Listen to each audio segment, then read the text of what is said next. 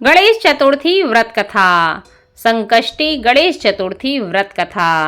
नमस्कार भाइयों बहनों, जय मां गायत्री। आप सभी का मेरे YouTube चैनल शुभकर्मा ही अष्टो में स्वागत है। आज के इस वीडियो में सुनते हैं गणेश चतुर्थी की व्रत कथा।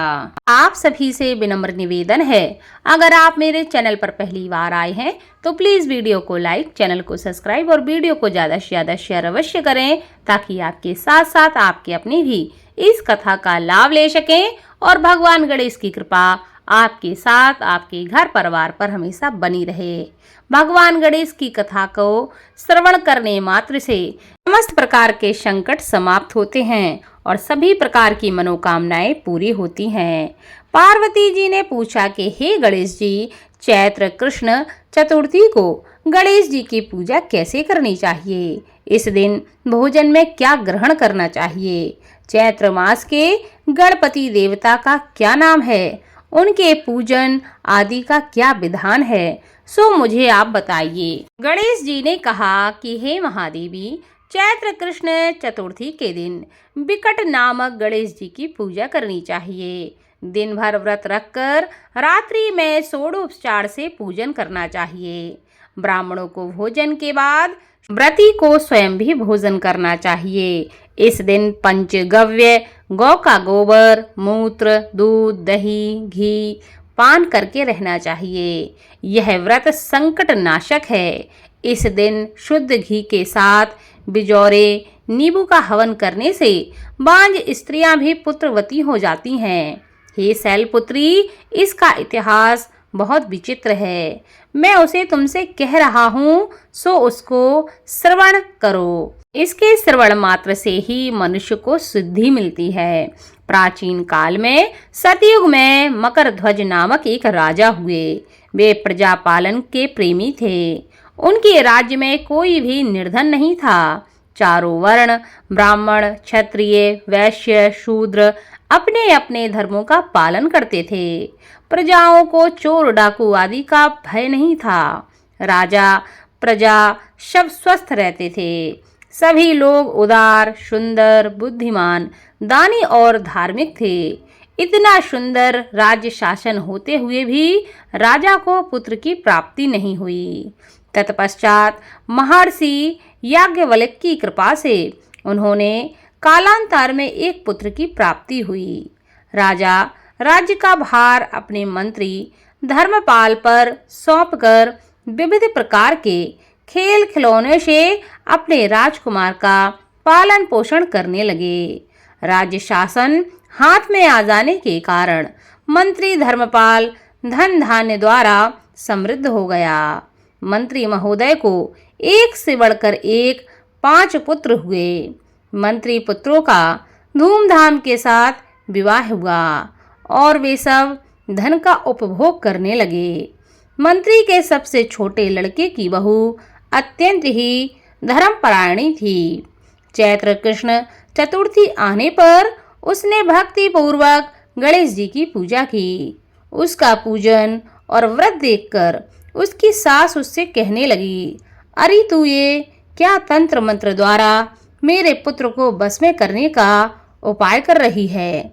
बार बार सास के रोके जाने पर भी जब बहू नहीं मानी तो सास ने कहा, अरे दुष्टा, तू मेरी बात मान नहीं रही है। मैं पीट कर तुझे ठीक कर दूंगी। मुझे यह सब तांत्रिक अभिचार पसंद नहीं है। इसके उत्तर में बहू ने कहा कि हे सासू माँ, मैं संकट नाशक गणेश जी का व्रत कर रही हूँ। यह व्रत अत्यंत ही फलदायक होता है। अपनी पौतोहू की बात सुनकर उसने अपने पुत्र से कहा कि हे पुत्र, तुम्हारी बहू जादू टोना पर उतारू हो गई है। मेरे कई बार मना करने पर भी वह मेरी बात नहीं मान रही है। इस दुष्टा को मार पीट कर ठीक कर दो।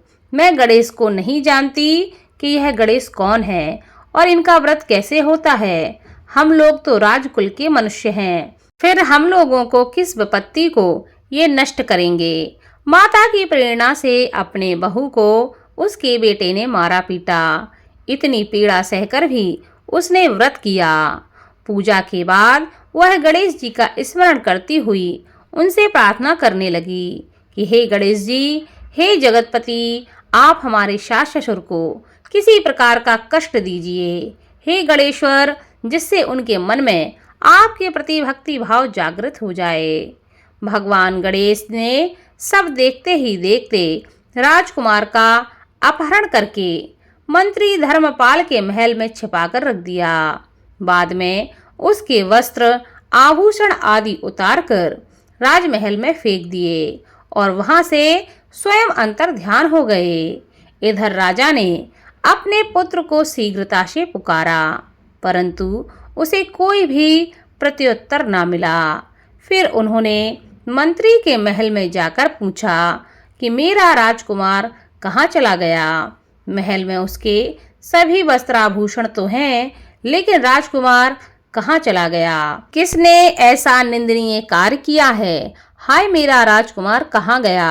राजा की बात सुनकर मंत्री ने उत्तर दिया कि हे राजन, आपका चंचल पुत्र कहाँ चला गया, इसका मुझे पता नहीं है। मैं अभी गांव, नगर, बाग बगीचे आदि सभी स्थानों पर खोज कराता हूँ। अभी नौकरों, सेवकों आदि से वह कहने लगे, हे अंगरक्षकों, मंत्रियों, मेरे पुत्र का पता शीघ्र लगाओ। राजा का आदेश पाकर दूत लोग सभी स्थानों में खोज करने लगे। जब कहीं भी पता ना लगा तो आकर राजा से डरते डरते निवेदन किया कि हे महाराज, अपहरणकारियों का कोई भी सुराग नहीं मिला। राजकुमार को आते जाते किसी ने नहीं देखा। उनकी बातों को सुनकर राजा ने मंत्री को बुलवाया। मंत्री से राजा ने पूछा कि मेरा राजकुमार कहाँ है? हे धर्मपाल, मुझसे साफ साफ बताओ कि मेरा राजकुमार कहाँ है। उसके वस्त्र और आभूषण तो यहाँ हैं, लेकिन वह नहीं है। अरे नीच, मैं तुम्हारा वध कर डालूंगा, तेरे कुल को मैं नष्ट कर दूंगा, इसमें जरा भी संदेह नहीं है। राजा द्वारा डांट पड़ने पर मंत्री चकित हो गया। मंत्री ने सर झुकाकर कहा कि हे भूपाल, मैं पता लगाता हूँ, इस नगर में बालक अपहरणकर्ताओं का कोई गिरोह नहीं है और ना ही कोई डाकू आदि रहते हैं। फिर भी हे प्रभु, पता नहीं किसने ऐसा नीच कर्म किया है और ना जाने वह कहाँ चला गया। धर्मपाल ने आकर महल में अपनी पत्नी और पुत्रों से पूछा।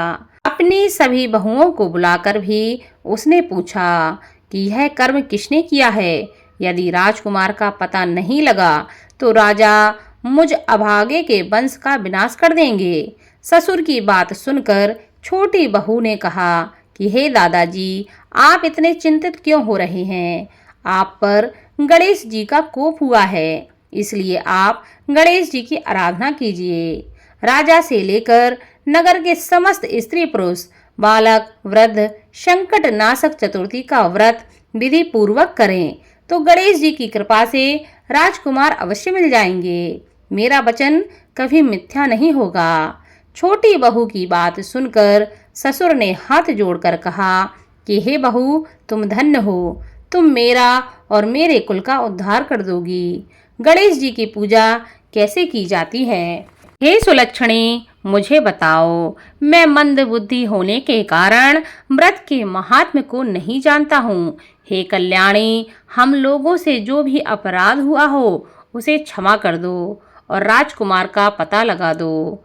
तब सब लोगों ने संकट नाशक गणेश चतुर्थी का व्रत करना आरंभ किया। राजा सहित समस्त प्रजाजनों ने गणेश जी को प्रसन्न करने के लिए उनका व्रत किया। इससे गणेश जी प्रसन्न हुए। सब लोगों के देखते ही देखते उन्होंने राजकुमार को प्रकट कर दिया। राजकुमार को देखकर नगरवासी आश्चर्य में पड़ गए। सब लोग बहुत प्रसन्न हुए। राजा के हर्ष की तो सीमा ही ना रही।